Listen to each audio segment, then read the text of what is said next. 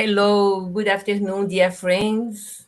I am in Brazil, Roberto, and we are here for once again a talk of a series, Gabriel Delanne.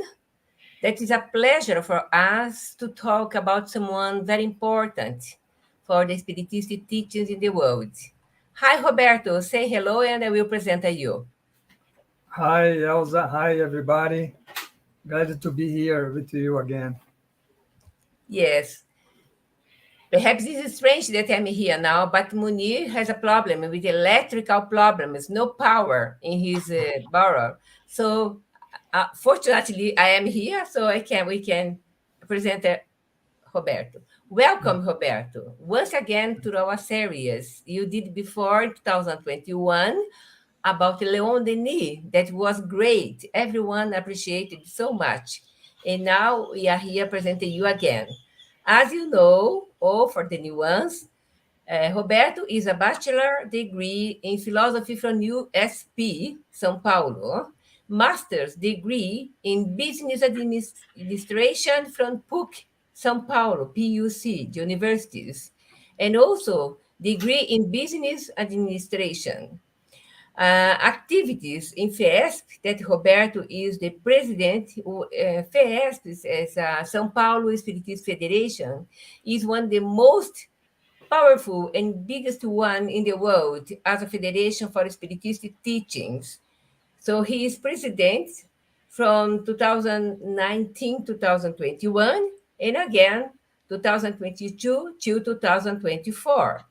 Director of Continuing Education Courses Training, Director of the Spiritist Philosophy Course Training as well, uh, writer of the Sower magazine from FES, fluent in English and Spanish. So if you want Roberto, talk to him and listen now this important moment that is a big effort for people prepare lives like that in English, Roberto. So thank Mm, you for accept and be with us.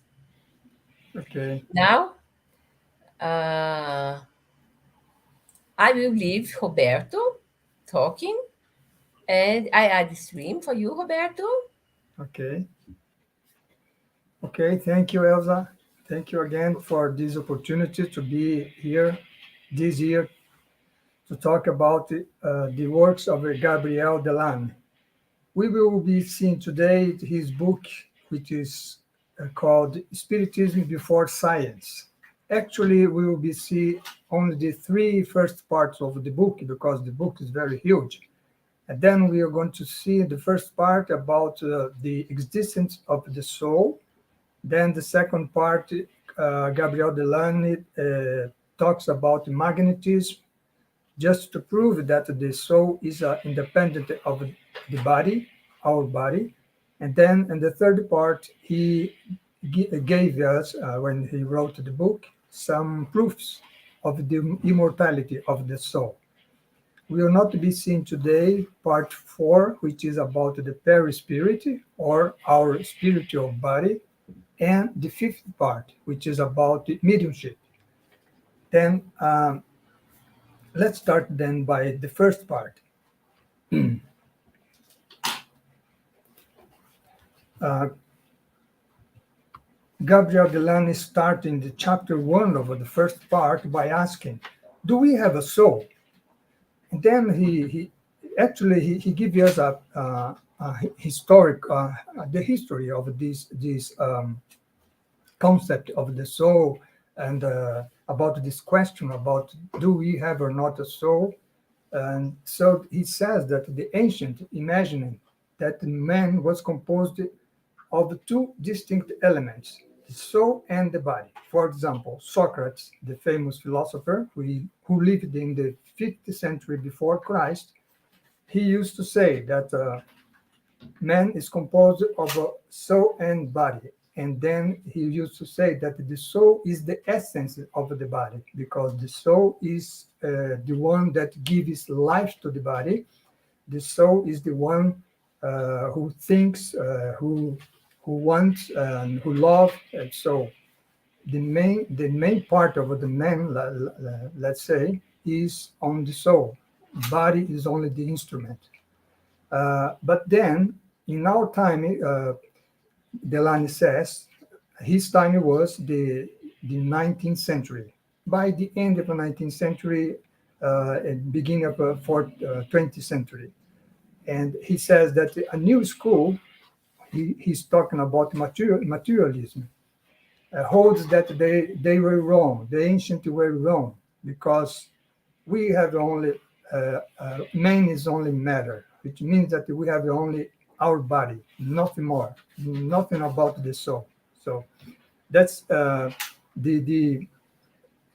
what he's telling here about the materialism. So therefore, he wants to, of course, he was a spiritist scholar, and he wanted to prove, to argument that what the materialists were saying was not correct, right? So that's why he said that we want to examine if the arguments provided by the materialist have all the value attributed to them. And he said that nothing interests us more than knowing. Then here he quoted Kardec. Kardec said this also, knowing who we are, where we are going, and where we come from. Right. So he started by putting here the concept of the materialistic theories. So he says that the materialists establish as a principle that in and around us we can only perceive matter. So we have our body, and we can see the other houses. We can see nature. We can see the stars. We can perceive only matter, and then nothing exists without matter. So therefore we are only a matter. So we have only our body and nothing more, right? And he also mentioned that according to Lavoisier, the famous French chemist, Lavoisier used to say that in nature nothing is created and nothing is lost. Everything is transformed. So matter, we have a matter in nature with our body, for example. Our body, when we die, the matter that compose our body decompose, and then the atoms that compose our body um, are used, let's say, in new combinations. So to construct the other bodies in nature. So everything is transformed. That's what materialist Lavoisier said, right? So that's why the matter is always the same, and it is immutable, eternal, and inseparable from one of its properties, which is force. When we think about force, we think about, for example, electromagnetism, about the gravity, this kind of forces, right, which are studied by physics. And then materialists used to say that forces designated by name such as God, soul, will, thought would be just some properties of a matter, because there really would not exist nothing regarding God's soul or things like that, right? So this was the materialist theories at Delanne's time, right? So then he started by proving that the force is not an attribute of matter. Force is independent of matter. And for such purpose, he goes to Newton, which was a great scientist, right, from the 17th to 18th century. So Delanne says that according to Newton, a body abandoned to itself must remain eternally either in a state of motion, if was in motion, or stay in uniform rest. For example, if we can imagine a stone, for example, a rock, right? A rock is there, stay in uniform rest in the place it is, right? So, and by the other hand, if such body was in a state of motion, and then it would stay eternally in motion. That's not very natural to us to grasp, right? Because if I, for example, roll a ball on the floor, in some point, this ball stops, right? So that's what we have in our mind. But here in physics, Newton is imagining a situation where we do not have attrition, because the reason the ball that we roll on the floor is sometimes it stops is because there is attrition from the floor on upon the ball, right? uh, Suppose you can imagine small particles, small objects, which make the ball stopping, right? But if we didn't have any attrition, then that ball would be rolled over indefinitely, right? So that's what Newton is saying here, showing that by division of Delanne, that force, such force which keeps the body still on its place or keep it rolling indefinitely, is something independent of a matter. Because if it were not independent, either the body would stay rest or would be moving definitely, but we wouldn't have two different situations, right? So here's what Delanne is trying to prove here. So that's why he says that the study of facts leads us to view the world as formed by two principles independent of each other: force and matter, right? So force is independent of matter. So therefore, he says, the forces called God, soul, will have a real existence outside of a matter. So why he is mentioning here God, soul, will? It's because we know that in the example that I gave, the ball in movement is a physical phenomenon, right? Phenomenon. But we also know that in the case of our body, for example, we move our body ourselves, right? If I want to raise my hand, then my hand raised, right? So there is a force which is acting upon my body. So, and such force, which in the case is the soul, Delanne says that it has a real existence outside of our body or outside of matter, right, which compose our body. So that the matter, or in the case our body, is only the passive instrument on which we exercise our will, right? So this is the first argument from Delanne to prove that force is independent of matter.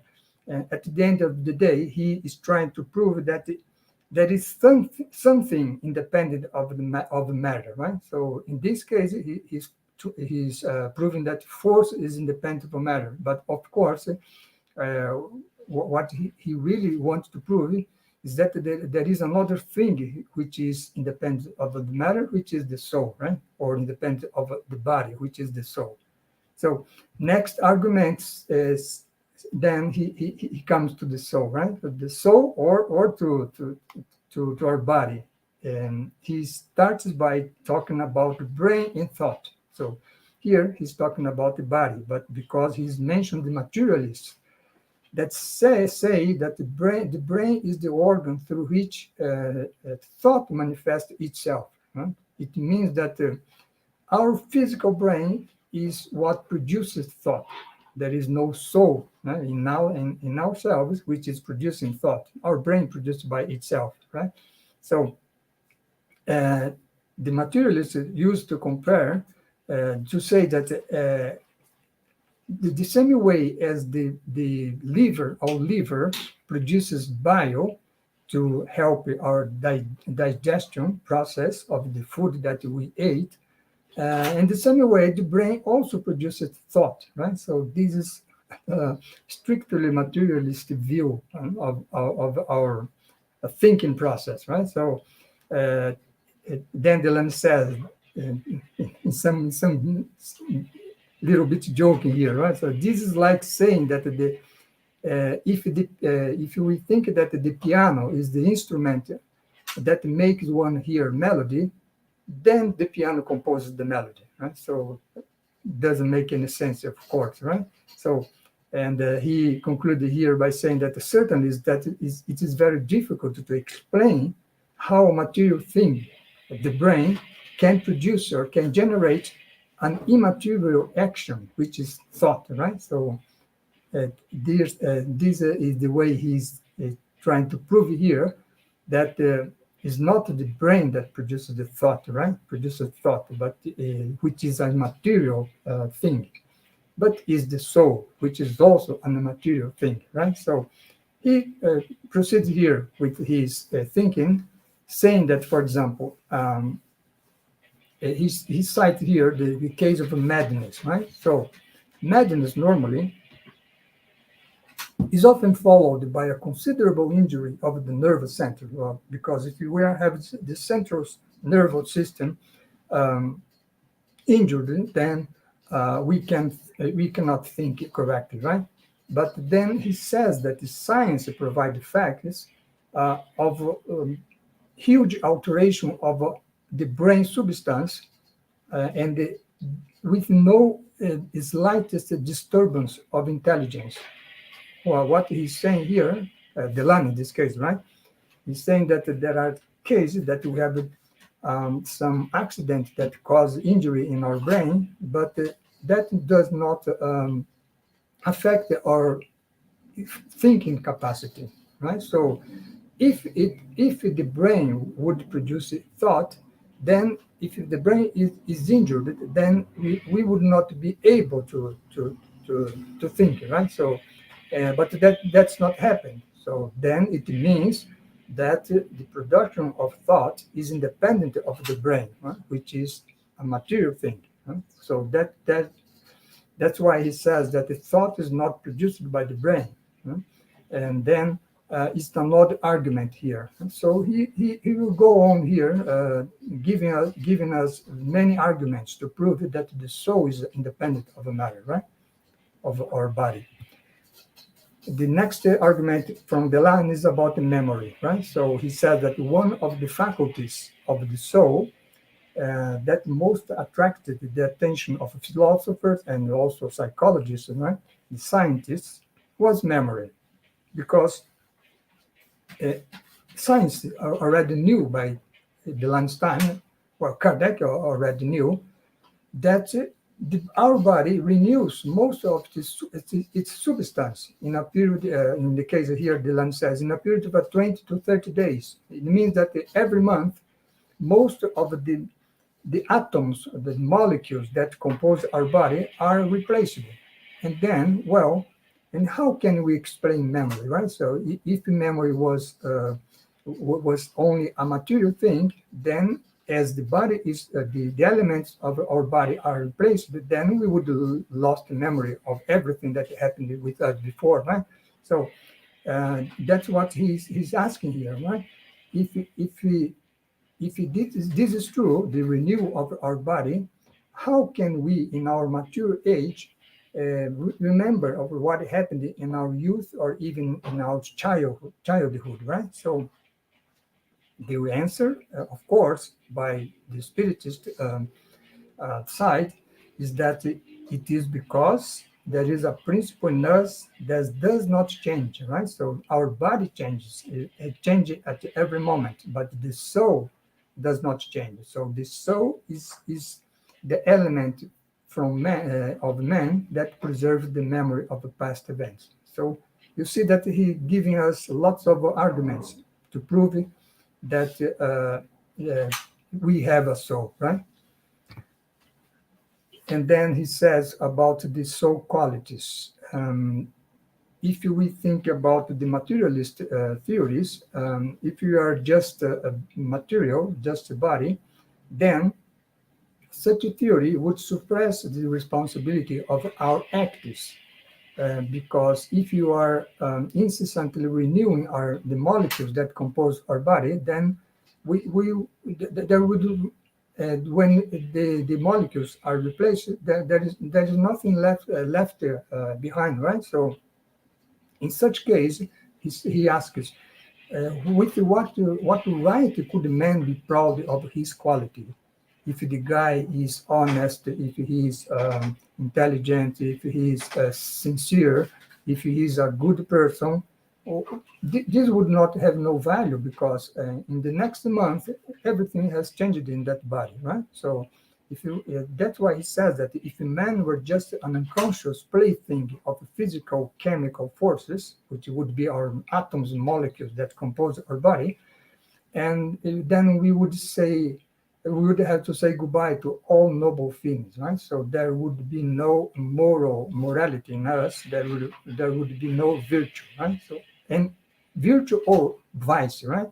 So qualities would have no value, which does not make sense, of course, right? So and then what is the conclusion, right? So examining all the theories so far, right, regarding all these arguments that Delanne gave us.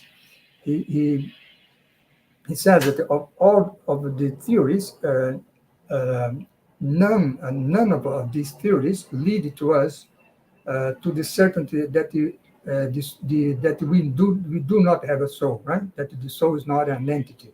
On the contrary, right? So we convince ourselves that the spirit or soul, we as a spirit or soul, really exist, right? So then he adds, right? But now he mentioned at his time, his book was written at the beginning of the 20th century, right? So now he says we have a powerful instrument of investigation to review that the existence of the soul, the magnetic science, right? Which is something that Kardec was already studying at the middle of the 19th century, right? Actually, it was studied before Kardec, right? Since the ancient times, right? So because Delanne says in this book that the Hindus, the Egyptian, or the Greeks already used magnetism, right, to cure or to heal, for example, from illness, right? Uh, when we talk here about magnetism, we used to think about electromagnetism, which is a physical force, right? Associated to matter. But in this case, the magnetism should think in another, is have a different concept here, right? So magnetism is something related to fluids. And then if you would think about magnetism, it would be more useful here to think about hypnotism, right? We'll be talking about hypnotism, that is that influence that a person has upon another person, right? So to guide him on to accomplish some acts, for example, you will be seeing that, right? But just to introducing here this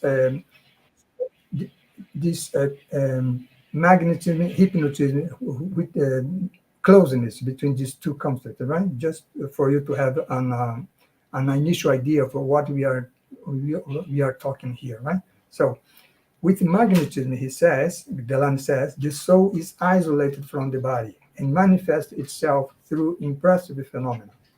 So we'll see now. That's why he has now the second part of his book. He will talk about magnetism, right? So in the second part, he started by talking, for example, about natural somnambulism. What is natural somnambulism? It's a particular case of sleep, right? Because when we normally when we are going to sleep at night, we sleep and then uh, get up from the bed, and only on when we wake up, not in the day after, right? But natural somnambulism is a particular case of sleep, because in such case the individual is sleeping at his bed, but suddenly he get up and he's not conscious of that, right? He's sleeping. He gets up from his bed. He walks asleep and performs the same tasks he performs when awake, right? There are cases of scientists, for example, which get up at night from the bed, do some research in his laboratory, for example, then go back to bed, right? But all the time, the guy is sleeping. He's not awake, right? So that's natural sonambulism. So in such case, the person can write a work or a sermon, in body is asleep, he is not conscious, and but to do that is necessary that the author move. So he must get up from the body, go to the table, write what he wants to write, and then get back to bed, right? So all of this is sleeping. So that's why sonambulism is a case of sleep, right? Particular because we have the movement of the body. So it is distinguished from dream, right? Because in the dream we also are moving, or at least we thinking that we are moving. We imagine that we are moving, but we are not, right? We are laying there on the bed, right? So distinct from dream, because in the case of a natural sonambulism, there is locomotion during sleep, as the example that I gave, right? So, and also the loss of a remembrance of what happened, because the guy who did it all wrote that sermon, for example, at night, or the scientist that did accomplish that, let's say, something in his laboratory. At the next day, when they wake up, they don't remember of what they have done during the night, right? So that is a characteristic of natural sonambulism. Delanne gave here a case of a young priest, right, who every night stood up from bed, went to his desk, wrote sermon, and then went back to bed, right? So, and he didn't. And at the next day, the only thing that he would see was the paper written in his desk, right? But he would not remember what he had done during the night, right? So that is interesting. And then Delanne says that one day, some of his friends, when he was, well, he got up from bed, he went to his desk, and then he was writing a sermon, right? Then some friends of him puts a cardboard, right, in front of his eye, and the guy continued writing, right? Because we know now, by studying spiritism, that the guy is not seeing with his physical eyes, right? Well, as he is sleeping, probably he's doing that with his eyes shut, right? So he's seeing all of that. We know by spiritism, studying spiritism, that he see by his spirit, right? His spiritual body. So that's why putting any obstacle in front of his eye does not interrupt him from writing, right? So this is a remarkable characteristic of a natural sonambulism, right? That Delanne says that proves the reality of the soul, right? Because the body is doing all of that, right? Writing or making experiences in the laboratory, but something independent of the body that is conducting the body in this case, right? Which is the soul. That's why he says it's difficult to comprehend such a phenomena if we do not accept the reality of the soul, right? So you see that Delanne here is giving us lots of arguments, right, to prove the existence of the soul, and magnetism is one of most important. We have natural sonambulism, and we have also magnetic sonambulism. So magnetic sonambulism is that provoked by magnetism. Here is the case that I mentioned, that is very close to the situation of hypnotism, right? Because hypnotism also is a type of a sonambulism, which is in the case of the magnetic, which is provoked by hypnotizer upon his patient, right? So it is the same here, right? So magnetic sonambulism and hypnotism is the same, right? And most often, the magnetic sonambulism is characterized by a total sensitivity of the skin. So if the guy is hypnotized or magnetized by the agent, we say the hypnotizer, or the magnetizer, then the patient, you can pinch his skin. You can poke him, and he doesn't feel not anything, right? So he does not he or she does not wake up. The senses are absent here there from his or her conscience, right? And also no noise can be heard, right? You can make a well, let's say, at the fall of a sound body, for example, in the floor on the floor, and make a sound, but the patient here does not hear anything, right? So this state of total insensitivity that Delanne says here, right? But that happens only what happens on the exterior of such a patient, right? Such person, which is who or is magnetized, because there is a close connection with the patient with the agent, which is the hypnotizer. So that Delanne says that even the slightest modulation of the voice of the agent, of the hypnotizer or magnetizer, uh, is heard is heard by the patient, right? By the somnambulism, Delanne says here, right? So somnambulists can hear even the slightest modulation of the voice of the magnetizer. So that is, you see that there is a close connection with the two people, right? The agent and the patient. But the patient has no relationship with everything which happens around him, right, or her. So, and also the somnambulant, which is the patient, feels more accurately than in the normal state, which is the part of his body that is sick. There is some in particular cases, right, where the somnambulant, if he's or she is sick, for example, she can look inside her body and see which organ has the illness, right? Because again, she's in the state of somnambulism. She's not seeing with her physical eyes, right? He's seeing with her perispirit. And for the perispirit, as we know from studying spiritism, matter is not an obstacle, right? To look or to go through, right? So there are even cases, Delanne says, of a transposition of the sense, right? So you see, for example, someone that there are cases which is mentioned on the spiritist literature, of a man, for example, that you put a book on his belly, and then he reads what is written on the book, and the book is in his belly; it's not in front of his eye, right?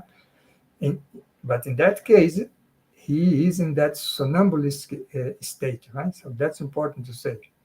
And then this man also can happen without the olfactory organ, or hearing without the ear, right? So uh, this is the case of a transposition of the senses. And Delanne give us an example of a researcher who puts a watch behind the head of a somnambulant, right? So out of her field of view, she was in a somnambulistic state, right? So then the clock is here behind his neck, her neck, right? And then the researcher asked, well, what are you seeing now? Then she said, at first she said, why? Well, I'm seeing something that shines. But then she ends up saying that I'm seeing a watch, right? And the watch was behind her neck, right? So it was not in front of her eyes. And then the researcher asked, well, and which time it does the clock is announced now, right? So she answered correctly the time which was set on the clock. And then he goes there and he changes, right, the pointer of the clock, and so the hour change, right? Suppose that it was eight at 9, then he changes to midnight, right? Then ask her, well, now which time we have now on the clock? And then she answers correctly, right? So this is to prove, actually, Delanne is proving here that it is not with the physical eyes in this case that that the woman was seeing, right? But with the soul, right? In the somnambulistic state. So at the end of the day, he's trying to prove it again the existence of the soul, which is independent of the body, right? So that's another example of magnetism. And then we come here to hypnotism, right? Which is a kind of a magnetic somnambulism, right? So uh, it, this is the case that we always see in the movies, for example, right? The individual, if you put an object in front of the eyes of an individual, right? The patient, I mean, as, saying here, and then that patient or individual stares fixed there at a bright object, then the nervous fatigue, Delanne says, induces a peculiar sleep. Peculiar because it's the somnambulist sleep, right? So the person is hypnotized. And then again, as happened with the magnetic somnambulism, there is a partial or total insensitivity of the body.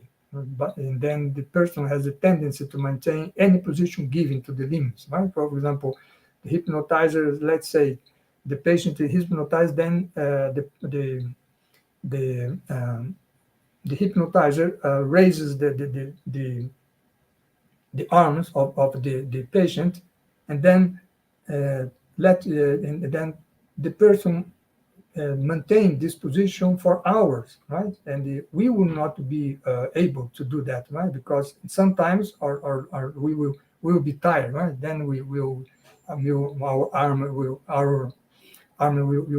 go down. But in such case, it would remain hours in that position, right? So that is a kind, because there is a kind of insensitivity of the body. And then the hypnotized becomes an unconscious automaton, right? So Delanne says, and preserves for days or weeks the traces of this automatism. What is the meaning of preserving for days or weeks, right? Is because he can give some orders, for example, to to the patient. He can say, 3 days from now, you will go, you will raise from your table, for example, and open the window, right? And then 3 days later, at that exact time that the hypnotizer said, the person do the action that was given by the hypnotizer, right? And also during when the person is hypnotized, the hypnotizer can say to the patient, "You look old," right? And then to a hypnotized woman, for example, right? And soon her walk, her feelings are those of an elderly woman, right? And then after that, he says, "Well, now you are a little girl," right? Then she takes on the speech, manner, and gesture of a child, right? So a small girl, right? So this is what hypnotism is about, right? So this is what about magnetic somnambulism is about. And then here's an example, right, which I gave you, the suggestion for an order which must be fulfilled later, right, or indefinitely in this case, right? So the easiest to produce, Delanne says, is sleep. And then the hypnotizer says to the patient, right, tomorrow at 3 o'clock you will sleep. So it is very dangerous to do that, right? Because suppose that the patient the day after at 3 o'clock she's driving, for example, right? She would sleep at that time, right? It would be very dangerous. So it's just an example here, right?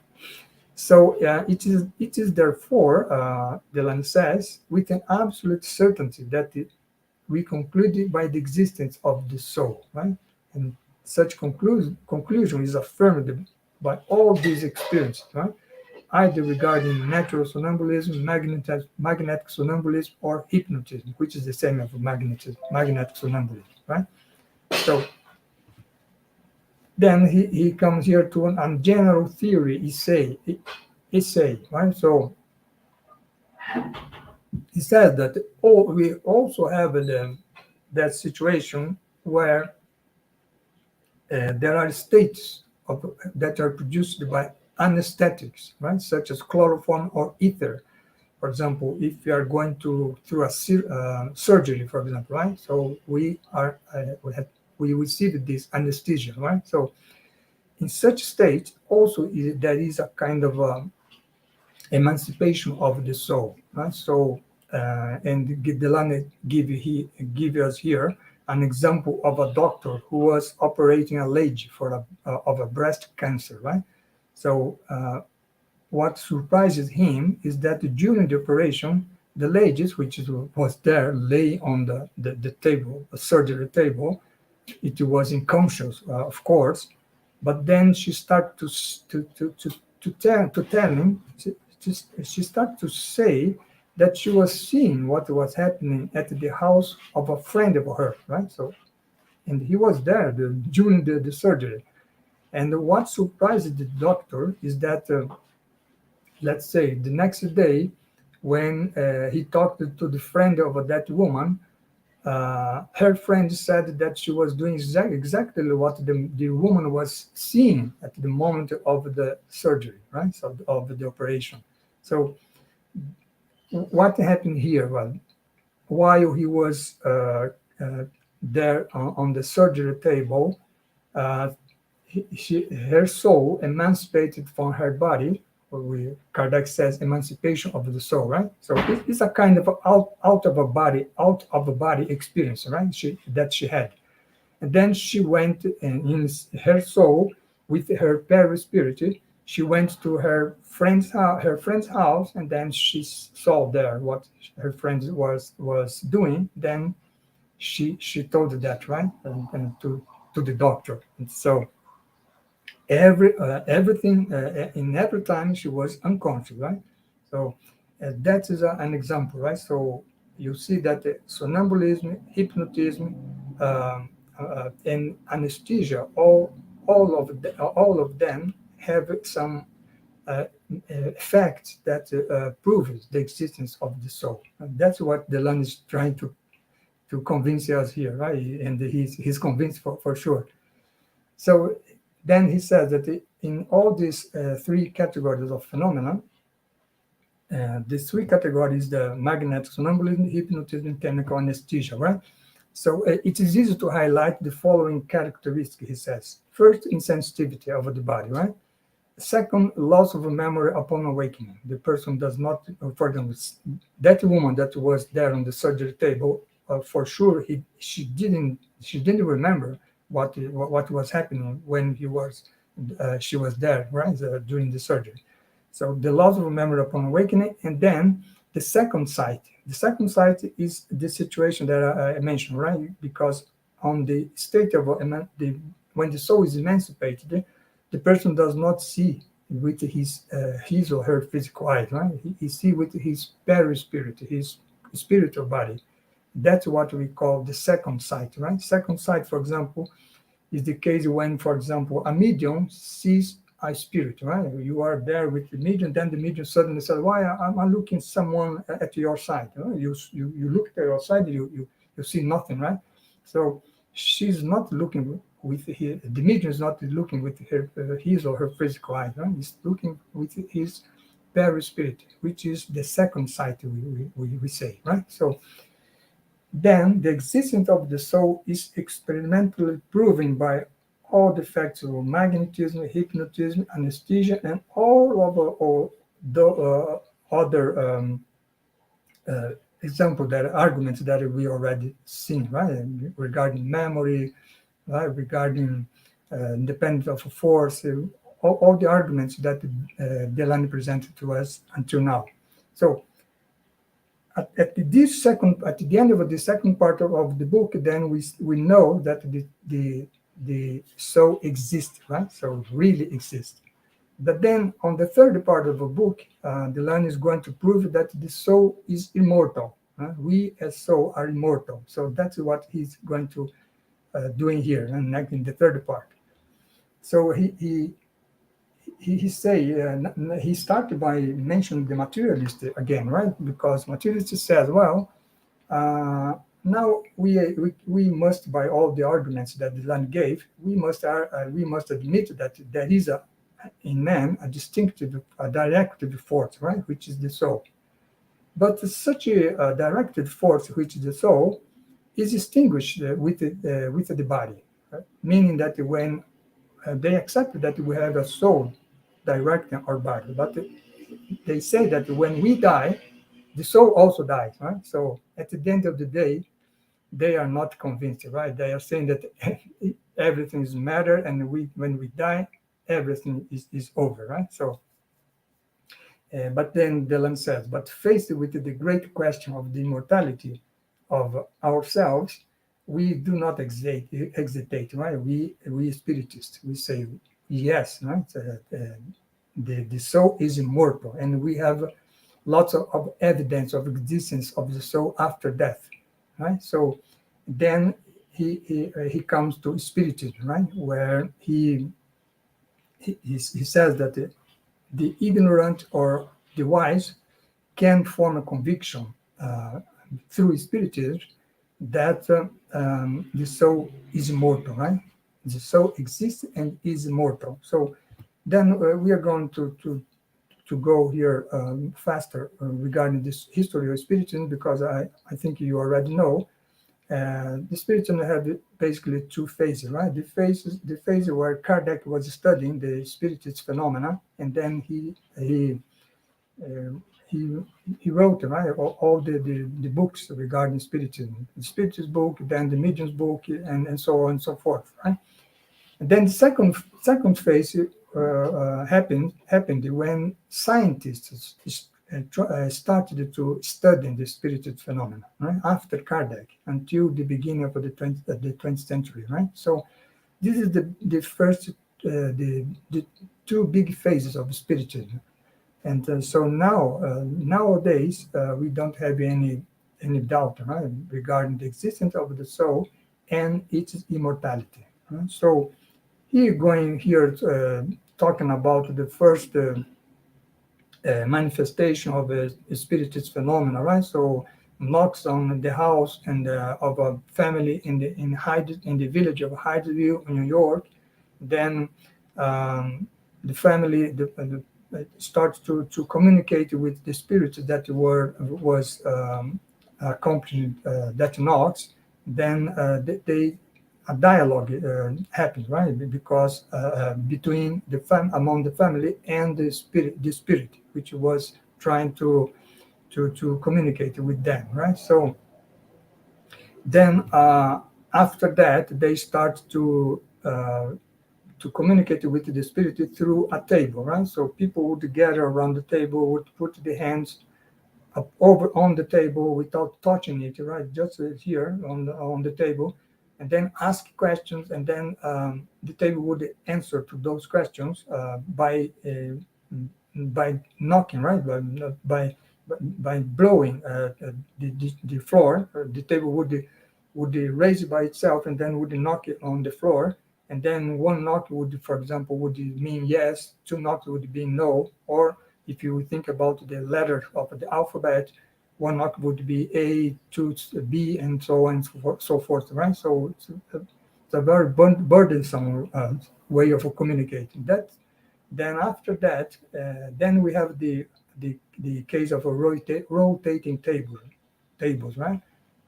Which went from America to Europe, and then at that time Kardec starts to study, right? So but the way of communicating was improved over time, at the point that now you don't need any table or any kind of instrument, right? Just the medium uh, uh, grasps a pen or a pencil, put on a piece of a sheet of a paper, and then he or she starts writing, right? So this is the very easy way which are used today.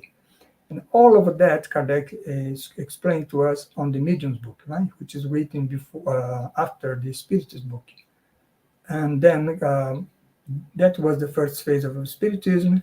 And the second phase, many scientists from Germany, from France, few from France, right? Most from Germany from England start to study the spiritist phenomenon, right? Like William Crookes, for example, who was a chemist, and also in Germany, we have some scientists like the astronomer Friedrich Zellner, and then in France, we have names such as Camille Flammarion, which was a spiritist, Victor Hugo, which was the writer, and Madame de Girardin, right? So they also carried out their investigation on the spirit phenomena. That was the second phase. And so what is the conclusion, right? The conclusion of all that is that the the soul really exists, the soul pre-existed the body, the soul survives the body. So the soul is immortal, right? So, and from all these phenomena, Kardec, um, well, he left to us the spiritism doctrine, let's say, right? Spiritist doctrine. And what are the basic principles of the spiritism, right? So there are five main principles, right? First, the Spiritism advocates the existence of a God, right? So the initial and unique engine of the universe, Delanne says, right? He said engine because he was an engineer, right? Actually, the unique creator of the universe, right? Secondly, Spiritism demonstrated the existence of the soul. Right? So the soul exists, right? The conscious and immortal self created by God. Third, Spiritism advocates the law of progress, all spirits. So we progress through our many lives that we have, right? On earth or on other worlds, right? Then for such progress, we must have lots of existence, right? So that's why the fourth basic principle is the plurality of existence, right? Or reincarnation, right? We must reincarnate because it's not possible in just one life to accomplish all the progress that we should accomplish, right? And then the fifth basic principle, which is the basis for mediumship, is that in Spiritism we have the communication between living and the dead, right? So between the incarnate people with discarnate people. So to summarize, Spiritism is a progressive science, right? And is based on the revelation of the spirits because many of the books written by Kardec was the Spiritist book, for example, was a series of answers to questions that Kardec posed to them, right? So that's why it's the revelation of the spirits. And knowing the Spiritist philosophy, we have some benefit, right? So that's why Delanne concludes here the third part of the book by saying that Spiritist philosophy dilates our heart, considers the unfortunate as our brothers, right? And to whom we owe the support of a charitable hand, right? So he's talking here about love and about solidarity, about fraternity, right? So that is something very important that the Spiritism bring it to all of us. So with this, I conclude my presentation today of the three parts of the Spiritism before science. Thank you for the opportunity again. Roberto, I am so impressed. Really wonderful. The way that you presented is amazing because it's a very nice document for other people Yeah, know a little bit more about spiritism before science. yeah, And I for was a little bit intrigued when you are talking about hypnotism, about anesthesia, mm, and I was thinking, perhaps, we could say that Delanne was the first researcher scientist of the spiritist phenomena, because I mm. didn't see this Mm. before him. Right. What do you think? Yeah, Delanne was a great scholar, right, regarding the Spiritism, and he actually, Elsa, he by himself, I think he by himself, he did not lots of research. All these cases that he are mentioned here was done for by other scientists, but he was one that studied very in a very profound way, in a very deep way, the Spiritism. I would say that from the three main spiritists after Kardec, which is Leon Denis that we studied last year, Gabriel Delanne that we are studying this year, and I think that you are going to think about Camille Flammarion for next year.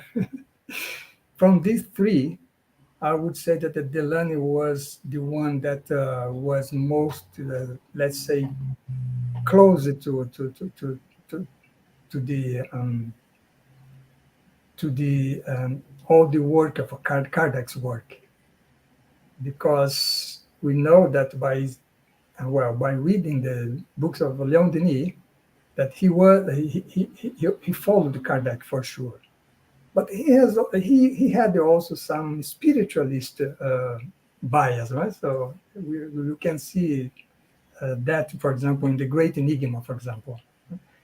And Camille Flammarion was a scientist, astronomer. He also followed Kardec, but he was also very influenced by science of his time, and that happens on the beginning of the 20th century. There is there is some works of him which uh, goes more on the side of the science than spiritism. So Delanne, no, Delanne was all the time, he was strictly faithful to spiritism from Kardec.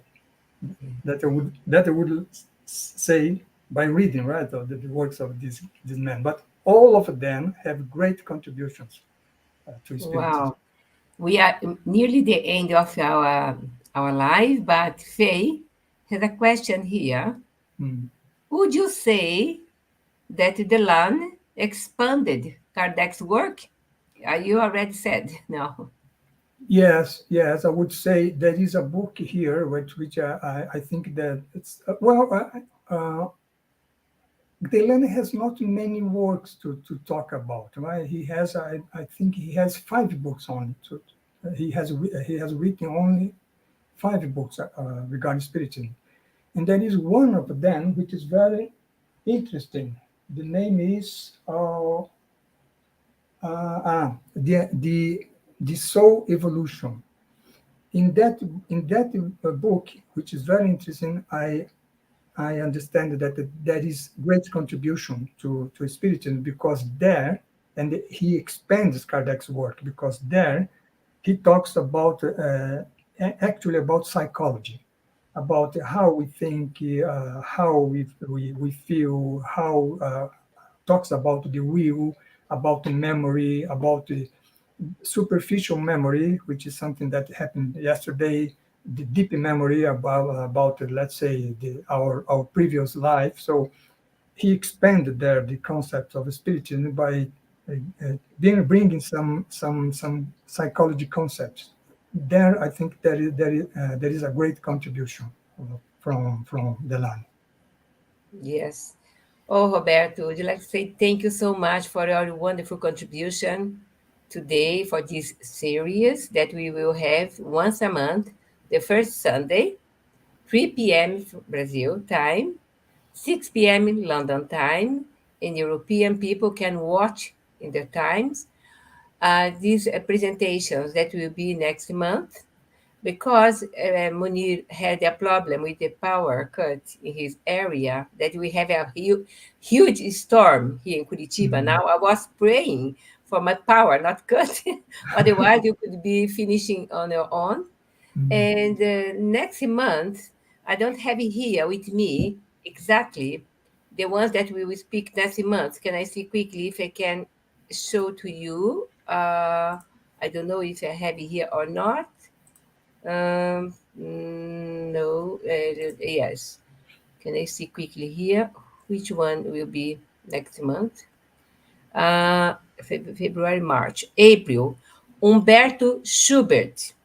Mm. Roberto Schubert will be with us the first Sunday of April. So I hope you all can share with your friends and be with us because we have a few lectures in English about the precursors, the ones that work with Kardec and after Kardec, spreading the Spiritist teachings as Gabriel Delanne. So I hope, Roberto, you will be with us next year for the new series. Perhaps your idea about Camille from Marion will be great. We will see about the hosters. Mm. And that's it. Thank you so much. Thank you all for being here with us, Faye, Danielle, the other people that I couldn't see everyone here now, but there are more. But you all received our thank you so much for being with us and spread the word. Okay? Thank you, Roberto. Your final words. Thank you again, Elsa, for this opportunity to talk about Gabriel Delanne. And I hope that we keep seeing the next presentation about him. What will Humberto is talking about? Which one? I have no with Okay. me the document because I am not in my point of work. Mm. As I said Okay, okay. before, Munir is the host. He has everything. I'm sorry because we have a lot of things to present, but at least we will share before, 1 week Okay. before I start sharing the poster, and on the day or the day before, the link on the YouTube, as usual. Okay? Thank Okay, you, so Robert. thank Have you. a nice starting Mm. week tomorrow and a Yeah, nice, beautiful end of today, Sunday. God bless you thank, all. thank you, Victor. Thank you.